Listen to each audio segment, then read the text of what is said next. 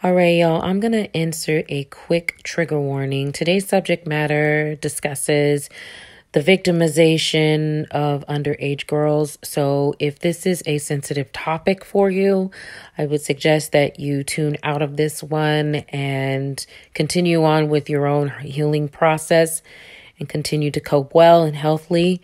You don't have to tune into this video. But otherwise, stay tuned for the subject matter. All right, love y'all. Mwah. Hey y'all, welcome back to the channel. This is Lady Blackskin coming at you with another video. If you're new to the channel, please like, comment, share, and subscribe. Hit notifications so you're notified anytime I drop a new one. Also, shout out to the new subbies. Thank you so much for all your love and support. You're welcoming me into this space means the world. I appreciate you trusting me with speaking on this. And you all, you lovely ladies just mean the world to me. And so I really appreciate you and definitely going to continue to work hard to make this channel grow so that we can get this message out. So shout out to the new subbies. Welcome to the family, y'all. If anyone has any ideas or suggestions, email me. My email is ladyblackskin@gmail.com. And as y'all know, since the dust is quite fierce, I got a backup channel for us. It's linked below. It's Lady Blackskin too. So I'll link that for you below.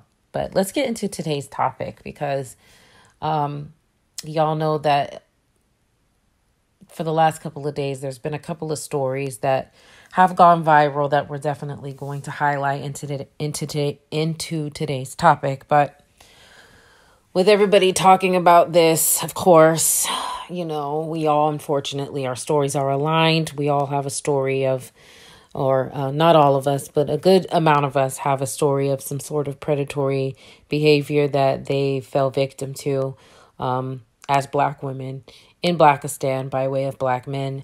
And the last couple of days have been no exception. And as we know, these stories with Black femicides, statistics that she's been tracking, and the things that we've all personally experienced, this isn't anything new. But I think that it's important to re-raise these issues, especially, you know, I mean, I think that we're all aligned here in terms of bringing these stories to the forefront because they're important. So, you know, today's going to be no different in terms of today's topic. I'm pretty sure that some of you all may even have already seen these. So for today, we're going to react to a couple of these videos that have gone viral over the last couple of days. And then I'm going to segue into a conversation that my sister and I had about her experience, with predatory behavior from Nakers when she was actually underage. So, you know, today is just sort of, we're highlighting predators today, unfortunately, and this is just to bring awareness for the safety of Black women. So there's going to be tons of these types of conversations and also solutions for these. The first being divest wholeheartedly. That's the foundation, and that's why BWE divestment channels even exist. So that's the foundation of all this, is divest wholeheartedly, and we're going to continue to build on that. So be on the lookout for more videos in terms of that, because there's layers to this conversation as to how Black women need to divest, and unfortunately, Nakers being being the most threatening source against women in general, Black women particularly, of course, since this is what the channel is about. It's important to highlight these conversations and these stories. So without being said, let's get into the two clips that we're going to react to that I'm sure y'all have seen. This first one is Ch1ld. I don't know if I'm saying that right. She married the Naker who allegedly has been grooming her ever since she was a child. This is her previous godfather. There are images on the internet of him holding her as a toddler or a preschooler, very young, with him being a grown-ass man. There's speculation as to whether or not he was the one that housed her when she ran away at 14. There's speculation as to whether or not he's been grooming her all these years, ever since she was underage, just to plan for the day for her to turn 18 and marry her, just like he did most recently. And there's speculation as to whether or not the child she had at 16 is his. So, unfortunately, this isn't anything new in Blackistan. This is simply a reiteration, but it went viral, and so people were reacting to it. And Deja felt the need to address it.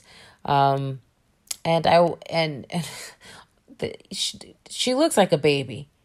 She looks like a baby. She sounds like a baby. And so we're going to definitely listen and pay close attention to the maturity levels, because definitely this reaction is a clear indication that her brain is not fully developed. And what is really sad is that she is a victim as well. She does go into that. And essentially, her parents failed her. At the end of the day, her parents failed her. The community failed her. I would say Blackistan. Blackistan victimized her, and her parents failed her. That's how I'll put it. So that there is that as well. And this is the result. Now, unfortunately, Black women who've been traumatized by way of Blackistan, not all of them make it out. And I still have hopes that this young lady does make it out at some point safely. And that she gets to a point where she snaps the hell out of it and goes and gets the help that she needs to snap out of it. But for now, she felt the need to address the issue, and we're going to take a listen to what Deja had to say. And I want y'all to pay close attention to the immaturity and the fact that this is a clear indication that her brain is still developing and damaged, unfortunately, but still developing. And you see a combination of the damage and the lack of development in this reaction. So let's take a look at that, and then we'll talk. So for everybody stating their opinions about me and my husband, I can't go on my shit because some ignorant ass hoes got me fucking blocked for 30 days. So I'm in Facebook jail right now. But since y'all want to go on his page, we just gonna settle this shit now. I'm gonna say this, and I'm gonna be done with this shit and let y'all little ignorant ass, no class ass hoes talk after this shit. Me and my husband, we're married. Me and my husband ain't going nowhere. And she looks like a child in this picture, by the way. Also, shout out to Yanni for providing these images and this video. Go check out her page and subscribe to her, y'all, if you're not already. If you're not, I'd be surprised. But anyways, this is where I heard the story from, and this is where I got the content from. So shout out to her for putting this together. But look at her. Look at her on the left. That's her at the wedding with her Naker, her dusty ass Naker. She looks like a child. In this video, she looks like a child. To the right, she looks like a child. But let's keep going. I don't give a fuck. I don't care. I don't give two fucks at that. Not even one. About y'all opinions. Y'all on here talking about, oh, I'm just stating my opinion. I'm just stating my opinion. I'm just stating. It don't mean shit to us. So why the fuck waste your time and energy and your motherfucking time out of the day and your life to sit up here and keep on saying it? That's your opinion. We don't care. At the end of the day, everything is done. We're legally motherfucking married. I'm 18. I'm grown now. Talking about, oh, you just a baby. I'm 18, bitches. I moved my mama house when I was 16. 16. 16. Fucking 16. What did I do? Get a job. Get a job. Pregnant and all, working. Pregnant. Fucking working. At 16 with no motherfucking body. I ain't had nobody. My mama was a druggie. Nobody. Never had nobody. I'm not saying this to show to have. Now that is actually very sad because, again, she was failed. And that is very unfortunate that her parents failed her because she was a child. But on the other hand, you know, a lot of people work at 16. Granted, a lot of people, you know, there's plenty of teenage pregnancies. And from what I hear, it's going down, luckily. But working at 16 is not uncommon. A lot of people get their first jobs at 16. So I say that to say, you know, though it is unfortunate that she was left to fend for herself at a very young age and her parents failed her, the things that she is describing to classify herself as grown, very, very immature. And, you know, you could just see the maturity levels, unfortunately, as she describes the things that she believes makes her grown. She is 18 years old. There's a long ways to go, and I'm pretty sure that the road with this snaker is going to be a lot longer. Now, I want to also bring your guys' attention to, I want to reiterate her like maturity level a little bit for a second, because she talks about the things, you know, somebody, I was listening to Divested Zealots live earlier. Somebody mentioned a perfect description of the things that she's talking about. And she says trinkets. So again, you know, crumbs. This man is offering her crumbs. And that's you know, she was an easy target for this snaker. He, you know, it's not going to take much to please her, you know. And so, sorry, y'all. So, you know, it's not going to cost much to please this young lady. Unfortunately, she is suffering from very low self-esteem, and you know, coming from a broken home, negligent parents. She's perfect prey for a predator. So, I want y'all to listen to what she describes, these trinkets, these crumbs that she's so happy about by way of the snaker. It ain't no big city. It ain't no big city. Y'all hoes see me riding around. Y'all see all these nice cars. And no, he got his own keys. He got his own keys to all 4 of the cars. Bitch, I don't have to do that. I don't have to talk about that's his shit. I ain't got to do none of that shit. Let me tell you why. This is my shit. My shit. He got his keys, all 4 of his. I got all 4 of mine. I don't need to drive around nobody's shit that ain't never been me. I don't need that. I got a license. He got a license. Some of y'all hoes ain't even got that. Some of y'all niggas and hoes be riding around the motherfucking, riding around in rental cars for the weekend, trying to figure out what the fuck y'all gonna. So you see, just like, you know, like the impoverished mentality, you know, I have a car, you know, he has ashy keys, I have ashy keys. You know, she also talks about like going to the club and not ordering single drinks, but ordering bottles, like just like kid shit. You know what I mean? Kid stuff. So it definitely like shows her maturity level. And, you know, she's definitely like repeating things that he's saying to her. He's definitely has her brainwashed. She goes on to talk about how her husband messed around with people's moms and, you know, like basically romanticizing the thug life. She insinuates it. She says, ask about my husband, ask about him, like in Blackistan being like known to do fuckery in the streets is apparently like that puts you at the top of the food chain in Blackistan. So this is just like really, really, really sad. And I hope and I pray that this girl snaps out of it one day. But unfortunately, she is a lost cause. And her mom failed her. Let's listen to her mom a little bit, because I know that Yanni has her mom on here. Like, let's just listen to it for a little tiny bit, just to give you an idea of what it is we're dealing with here. My mama. All right, I'm off this.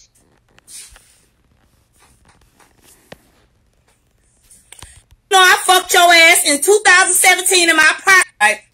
I don't approve of that stupid ass cartoon ass shit. And that's what the fuck I said. I ain't even go to that fuck ass shit. Mike, you know I fucked your ass in 2017 in my apartment in the motherfucking LP. When you was coming over there hard. Anybody who know me know. So we don't have to like keep listening to it. Like basically this nigger also messed around with his wife's mother. She goes on to talk about how she did it for $150 in a cell phone. You know, clearly she's jealous of her daughter. She's a typical Naker worshiper that competes with her black daughter. And it's just sad, you know, because this is just, you know, she was failed. But this is a good example of why black women need to divest wholeheartedly. You got to like simply remove yourself from all of this toxic ass shit. So that's that one. Let's move on to the next clip. This is a Naker that actually admits to messing around with underage girls. And he's still here. He's still alive and breathing. He's not 6 feet under. No black man went to go put him in his place. He's still alive, well, making money and free from charges. So let's take a look at this Naker and then we'll talk and then we'll wrap this up.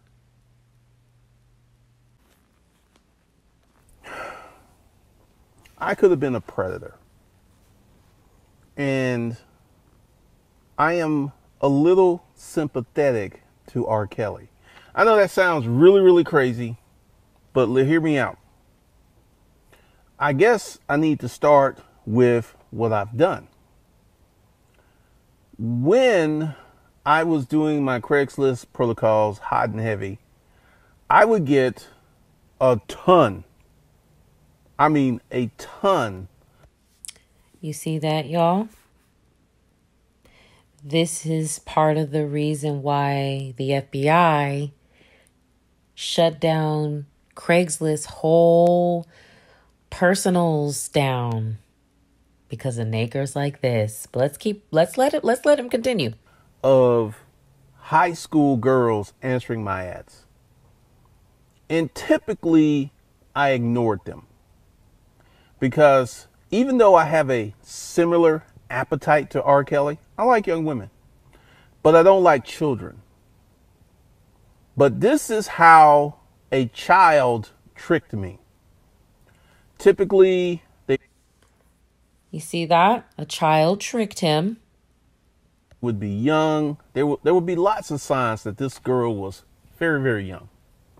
And I would just ignore them. So he knew she was young and he ignored it. He knew she was a minor and he ignored it. This one girl, she answered the ad. We started to talk, and she was an exceptionally mature 17-year-old. Let me say this again. This chick was 7.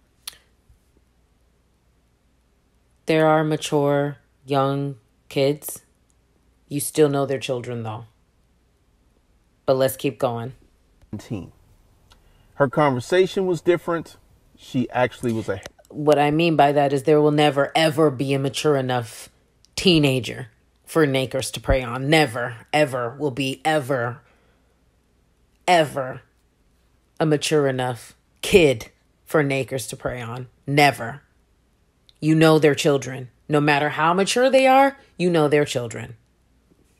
Hairdresser, and she answered my ad, and I fucked her. And oh my God, she had these amazingly firm double D titties. That should have been my clue, because when she would lay on her back, they would stand up. You see how he's talking about a child? Mind you, this is part of the reason why R. Kelly continued to be able to do what he is doing. I don't want to listen to this anymore. It's very triggering, and I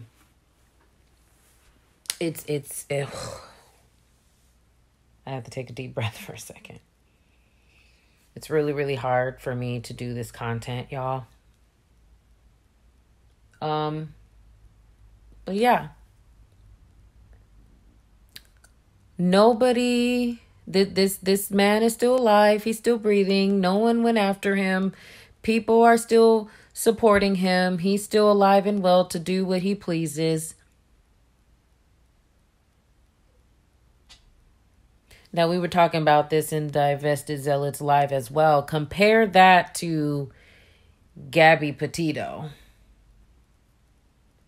Like, Gabby Petito's community drove her predator to be found as remains. But this Naker can actually be alive and well to say how he's basically victimized someone's child. Someone's fatherless child. Because Naker's gonna Naker. And they're never going to be protective of their daughters and their children. As a matter of fact, they even groom them to be they groom them to be victims. Literally, Naker fathers groom their daughters to be victims of Nakers by simply doing what they do in Blackistan, whether it's be gone, be absent, be present, but be abusive, be just a demon. A demonic piece of S. Now,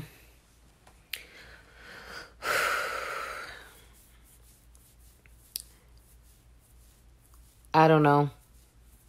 I don't even know where I'm going with this. I guess I'm just trying to bring awareness. So I'll just say this, and shout out to my sister for being strong enough to share her story, because we're going to just kind of outro this with her her experiences of being victimized by predators. I can't even talk about mine, but I will say this. I'm clinically diagnosed with PTSD, and let's just say that Blackistan and Nakers in Blackistan are the root cause of my diagnosis. I don't want to talk about what necessarily will happen to me, but I'll just give you my ages. 5, 8, 17, 18.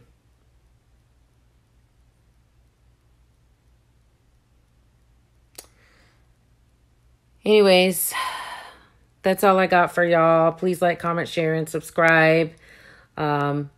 Listen to my sister's story for the remaining 4 minutes. And I love y'all. Stay safe. I'll see y'all on the next one. Check this out. And we're just going to go ahead and end it here. All right, y'all. Enjoy the rest of your weekend. Winter is coming. And you Nakers are going to pay for the shit you've done. I guarantee it.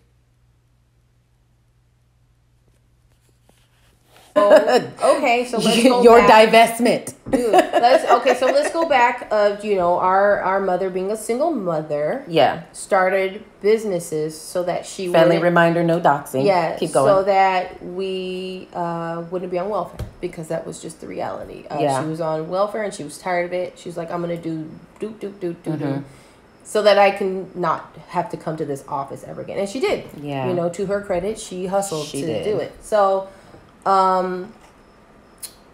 she had a business that a restaurant, and I was 14 at the time, and there was this older gentleman that would come in regularly, sit close enough to where our cash register was, where I was most of the time when I wasn't serving tables, and would stare. But it wasn't just like a friendly stare. Everyone knows what a friendly stare is, and when someone's basically eye fucking you. Yeah. So that's what was happening at 14. Yeah. This man was probably, for sure, older than our father. For sure, probably could be our grandpa's age. Ugh. Doing this. Yeah. Just being a complete pervy pedo Yeah. pig. Right. Right? So that's at the restaurant closed. We moved on. Blah blah blah blah blah. Right. So my first job outside of the family, was working at a fitness club. Right. Okay. And I worked front desk. Okay. And so this fitness club was in a nicer part of town. So there was a lot of wealthy people that would come in, Okay, right? gotcha. Former ball players. Almost like a clubhouse. Yeah, for sure. Yeah, I remember that. So I was 17, out of high school, in college, working there. But I was still 17, very young. And I had two they were both former ball players, would come in there regularly, because they would play ball there. And they would... I was so I was pretty naive, young. Yeah, we all are. And they would start talking to me. They were friendly, right? They were friendly the whole time, but then they would start making comments. Over time, I worked there for I started in the summer and I worked there until I bounced, out of the area. They would start calling me San Quentin Quell. Ew. And so I was like, I don't know what that is. I was so what even is that? Y'all, look, some of this stuff This is triggering, I'm finding out now. It's just we've told each other everything. We still haven't told each other everything, if that makes sense.